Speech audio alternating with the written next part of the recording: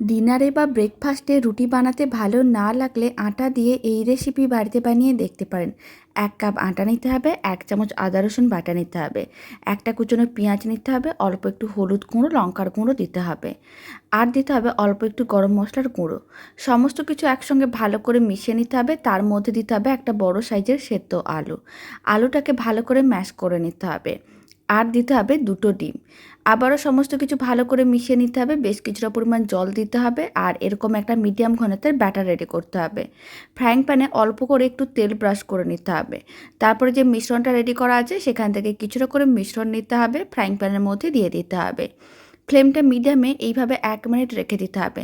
তারপর উল্টে পাল্টে দুদিকই বেশ লাল লাল করে ভেজে নিতে হবে। তাহলেই রেডি হয়ে যাবে দারুণ স্বাদের এই রেসিপি। মাখা বেলার ঝামেলা ছাড়াই বানানো যায় আর খেতেও ভীষণ ভালো হয়।